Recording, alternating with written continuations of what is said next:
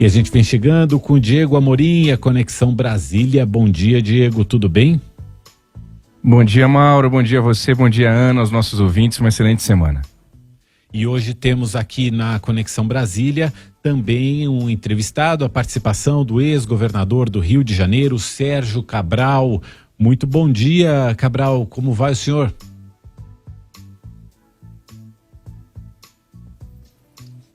Bom dia. Aí... É um prazer estar com vocês aí, Mauro.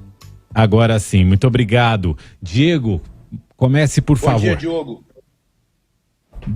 Bom dia, Cabral. Vamos lá, vou começar contextualizando para o nosso ouvinte. Sérgio Cabral foi deputado estadual, presidiu a ALERJ, a Assembleia Legislativa do Rio de Janeiro, durante muitos anos, foi senador pelo Rio de Janeiro e governador do estado por 2 mandatos, tendo renunciado em 2014 em meio às investigações da Operação Lava Jato. Cabral foi preso em 2016, todas as penas do governador somaram 425 anos de prisão e em dezembro do ano passado, de 2022, depois de 6 anos na cadeia, Sérgio Cabral foi solto. Na época, ele era o único investigado na Lava Jato que estava preso.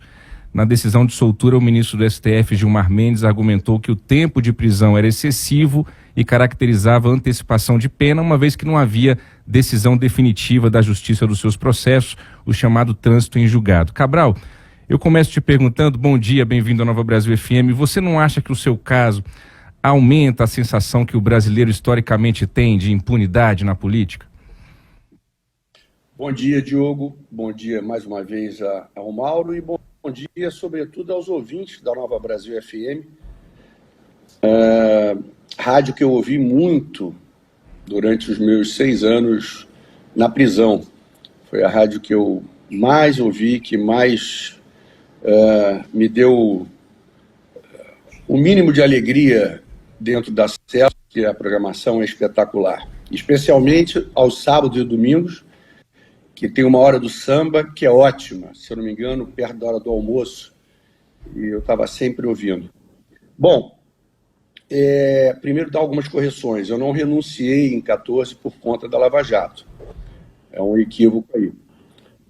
Até porque no período que eu renunciei, a Lava Jato estava iniciando, meu nome não era mencionado em momento algum. Eu renunciei porque, para eu disputar um cargo em 2014, eu teria que renunciar dia 3 de abril, como manda a lei, como diversos governadores o fizeram e fazem todos os anos, quando desejam disputar um cargo eletivo que não seja a reeleição. No meu caso, eu já tinha sido reeleito em 2010, no primeiro turno, então eu deveria sair. A ideia inicial era disputar o Senado Federal, cargo que eu já havia ocupado. Mas, por uma necessidade de alianças, eu preferi abrir mão do Senado e indicar o César Maia, que naquela ocasião trazia aliados do PPS, o antigo Hoje Cidadania, trazia, enfim, partidos que estavam com outro candidato, com o Aécio, e que o nosso partido, na ocasião, hoje não tem um partido, nós abrimos uma dissidência e fizemos chamamos de Aezão aqui, o Aécio com Pezão.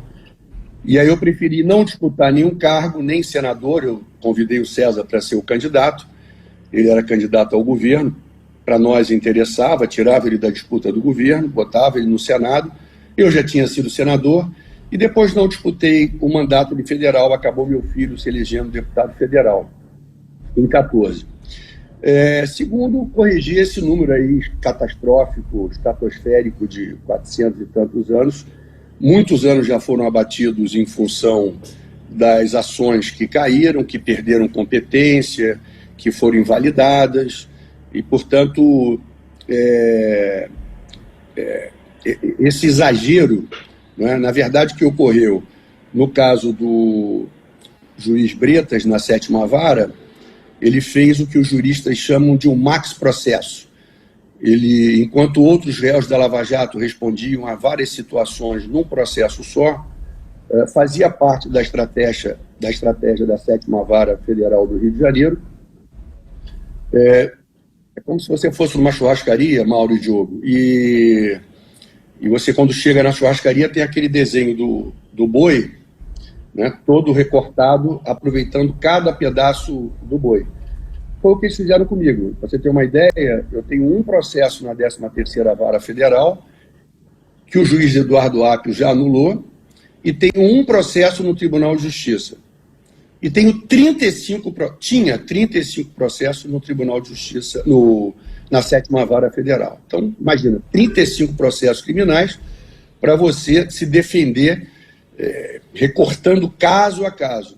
Muitos deles já caíram e nós seguimos na luta da nossa defesa, mostrando que a Lava Jato foi uma operação que vem se desmoralizando ao longo desses anos, pelas elucidações, pelas investigações, pelos diálogos entre juízes e Ministério Público, pela promiscuidade, não de juízes lato sensu, nem de Ministério Público lato sensu, deixo bem claro, desse grupo da Força Tarefa da Lava Jato do Rio, desse grupo da Força Tarefa da Lava Jato de Curitiba, e que eu tenho uma tese, Mauro.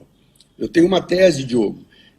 A minha tese, que eu revelo aqui, analisando por obrigação da minha formação todo esse processo, foi a Lava Jato, ela basicamente, ela prejudicou o Brasil e muito, mas ela prejudicou muito o Rio de Janeiro, porque se você pegar, a Lava Jato ela só existiu em duas varas federais, no Rio de Janeiro e na 13ª Vara Federal de Curitiba. Em ambas as varas, todos os assuntos eram relativos ao Rio de Janeiro. A Petrobras, ela tem sede no Rio de Janeiro, né? Então, a 13ª Vara Federal cuidou do Rio de Janeiro, porque a Petrobras, apesar de ter impacto nacional, na indústria de São Paulo é gigante o impacto da Petrobras, que é onde tem maiores fornecedores nacionais, a Petrobras, de equipamentos, de equipamentos industriais, e a Petrobras cuidou do Rio de Janeiro, a 13ª Vara cuidou do Rio de Janeiro, Curitiba, de Curitiba eles não trataram, do Paraná eles não trataram, eles trataram do Rio de Janeiro com a Petrobras, e a 7ª Vara tratou do Rio de Janeiro. Então, portanto, é uma operação que, na última linha, ela arrebentou com o Rio de Janeiro. A minha tese é que a Lava Jato destruiu mais de R$1 trilhão dos cofres públicos e do setor privado brasileiro. Nós tivemos uma queda brutal de arrecadação, uma série de perdas gigantes, mas isso tudo o tempo vai sendo elucidando. O juiz Bretas foi afastado da 7ª Vara, afastado. Cabral. Ele não está sendo só investigado. Cabral. Ele foi afastado. Pois não, desculpa. Do que o senhor se arrepende nesse processo? Olha, Diogo, isso é um assunto que eu estou tratando para a minha defesa e eu diria que é atual. Todos nós erramos e acertamos. Eu posso te garantir que 90% dos erros apontados na Lava Jato que dizem respeito a mim são mentirosos. Que eu passei por processos duros, inclusive de tortura mental e física, porque eu fiquei trancado em cela 1 mês sem falar com ninguém. Eu fui conduzido, amarrado na cintura, nas pernas e nos braços, com o chefe da carceragem me dizendo: aqui só é tratado bem delator, lá em Curitiba. Eu tive uma ex-mulher com processos, bens bloqueados, na época minha mulher, irmão, parceiros políticos. Então, sabe, esse é um assunto que a gente tem muita espuma para cair. A própria imprensa, né, que grandes segmentos da imprensa saudaram a Lava Jato, gerou programa.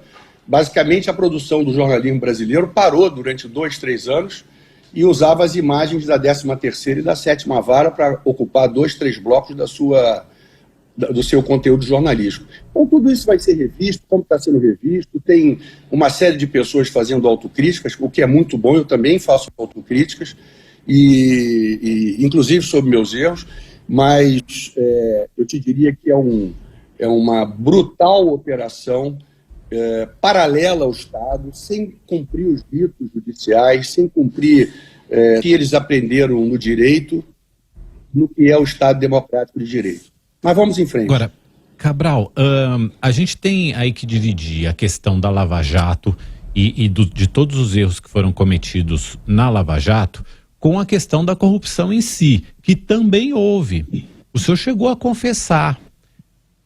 O senhor falou do mal que, Ô, a Lava Mauro. Jato, que a Lava Jato fez ao país e o mal que a corrupção faz ao país também. E ao Rio de Ô, Janeiro. Mauro, em particular.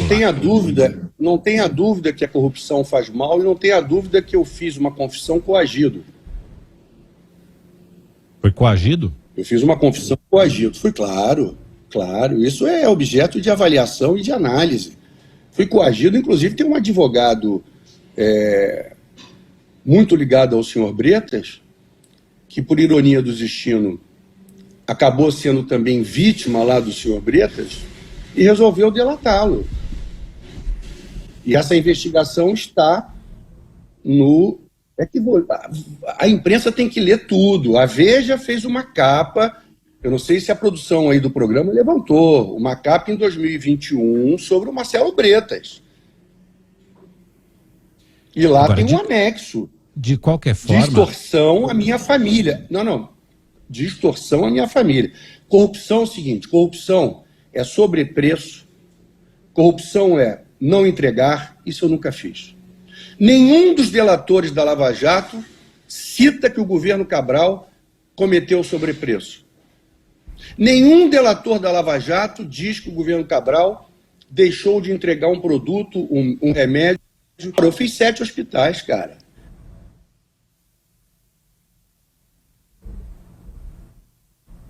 Acho que a gente teve uma interrupção no sinal Sabe, com o Sérgio Cabral. Eu não cometi corrupção. O que se tratava como ilegalidade, e muito, é a questão do Caixa 2, que está sendo discutida aí por todo mundo, inclusive pelo Congresso Nacional.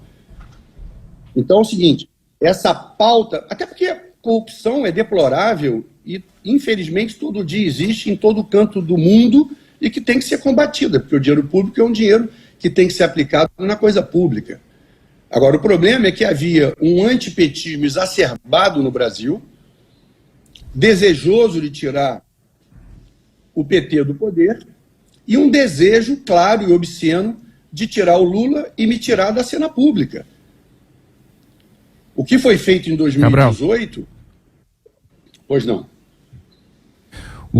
Falando em PT, o senhor apoiou o PT quando era governador, tanto o candidato Lula à época quanto a candidata Dilma Rousseff. O senhor votou em Lula no ano passado? Qual a avaliação que o senhor faz desse terceiro governo Lula? Se o senhor puder indicar uma coisa boa e uma coisa ruim do que o senhor está vendo nesse terceiro governo Lula? Diogo, eu não votei, infelizmente, porque eu não podia naquela ocasião. Eu saí logo depois da eleição, saí dia 19 de dezembro do ano passado.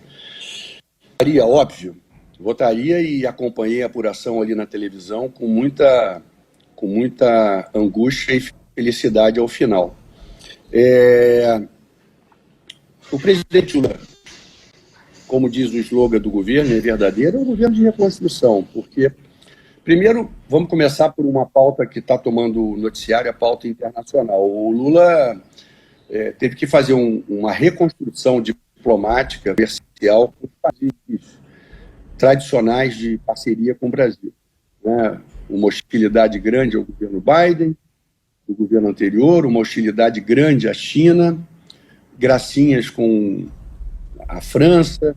Então, tudo isso teve que ser retomado. Do ponto de vista essencial e que cabe ao governo brasileiro, que é a política da moeda nacional, combate à inflação, etc., o Fernando Haddad, a quem eu prezo muito, e já na década de 10, primeira década desse século, eu indicava ao Lula, olha, presidente, olha que esse quadro aí é um grande quadro da política de São Paulo e do Brasil.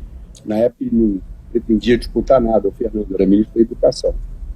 E o Fernando está indo muito bem, está com uma equipe econômica muito séria.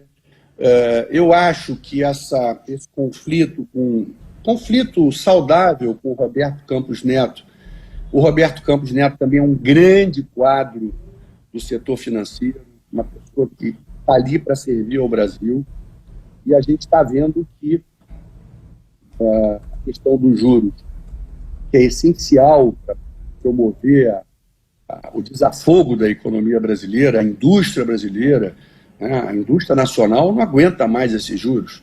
Então, essa tendência, vamos chamar de sístole e diástole, né? aperta para lá, outro quer soltar para cá. E esse jogo está muito saudável, como a gente vê em outros países, onde o Banco Central tem uma autonomia. Esse é o jogo, não é que o legitimado pela urna não tem direito de questionar. O presidente tem todo o direito. E, ao mesmo tempo, aquele legitimado pela lei para ter autonomia também está buscando o melhor para o Brasil. Então, eu vejo que o país, nesses 10 meses, a inflação está cedendo, os juros estão caindo de uma maneira organizada, porque se você baixar muito os juros, pode haver uma explosão inflacionária. Então, isso realmente tem que ser feito com cautela. O Tesouro Nacional necessita se financiar diariamente, isso não é brincadeira, né? Então, há toda uma delicadeza, né? Nós temos uma boa reserva cambial, uma excelente reserva cambial hoje no Brasil, e acho que nós estamos no rumo certo, sim. Cabral, eu queria dar espaço aqui também para o nosso companheiro Heródoto Barbeiro para fazer uma pergunta para o senhor. Heródoto, bom dia. Olá, Sérgio. Acho que algumas imagens marcaram muito a sua participação pela política. Se costuma dizer que a população tem memória curta. Você acha que o pessoal já esqueceu aquela cena sua, dançando com guardanapo na cabeça, no hotel riquíssimo de Paris, com as senhoras todas mostrando o salto do sapato Louboutin, que é o mais caro do mundo? Você acha que as pessoas já esqueceram isso? Isso é fato ou isso é uma versão do fato que a população inteira brasileira viu as cenas? Pô, eu agradeço demais a pergunta do Heródoto, demais. Vamos lá. Pô, obrigado. Vamos lá. Eu nunca dancei com guardanapo. Pode procurar. Não há uma foto minha com guardanapo. Nenhuma foto minha com... Atenção, repito. Não há nenhuma foto minha com guardanapo. Segundo, não era um jantar num hotel em Paris caríssimo, não. Nesse dia, eu estava recebendo do governo francês, no Senado francês, pelo presidente do Senado, Gérard Larcher, que é o atual presidente do Senado, voltou a ser agora, a condecoração mais honrosa da França, a Légion d'honneur, a Legião de Honra da França. Eu recebi no Senado francês, no Palacete do Senado, eles têm dois endereços, né? Um de atuação e o outro de representação, que é no Palácio de no Jardim de Luxemburgo. Lá no Palais de Senat, eu recebi dos senadores, dado pelo governo francês, que é o governo que concede, a Legião de Honra francesa. À noite, isso foi à tarde, à noite, 2 empresários europeus que não forneciam para o meu governo, que mal me conheciam, ofereceram um jantar para mim numa mansão que fica no Champs-Élysées para mais de 250 convidados. Na minha mesa estavam o prefeito do Rio, Eduardo Paes, presidente do Comitê Olímpico e a esposa, tudo com esposa, o Carlos Arthur Nussmann, o embaixador brasileiro em Paris, na França, e a esposa, o Thierry Peugeot, dono da Peugeot Citroën, e a esposa, e o Bouygues, que era na época a maior fortuna da França, dono da Bouygues Telecom, na época dono da Alstom, que disputava a licitação dos trens da Supervia, que eu comprei com financiamento do Banco Mundial, e quem ganhou foi o chinês. Ele perdeu. O Bouygues, essa era a mesa principal, e eu. E diversas mesas com empresários brasileiros e franceses, muitos. Ao final da festa, um grupo de convidados, onde eu não me incluía, começa a tocar uma música, né? Um dos convidados da mesa lá deles levantou, começou a dançar, os outros foram dançar. E onde eu estou com o guardanapo? O garotinho divulgou essa imagem, só que o garotinho, na época, tinha muita credibilidade com a imprensa, o que é inacreditável. E vendeu essas imagens e botou no ar como Cabral, a farra dos guardanapos. Onde é que tem farra de guardanapos? É o jantar em homenagem ao Sérgio Cabral, que ganha a Legião de Honra do governo francês.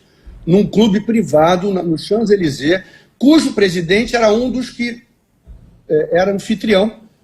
Ele era um dos anfitriões do jantar, que é o Barão de Valdiner. Era o presidente do clube naquela ocasião, em 2009. A data é 2009.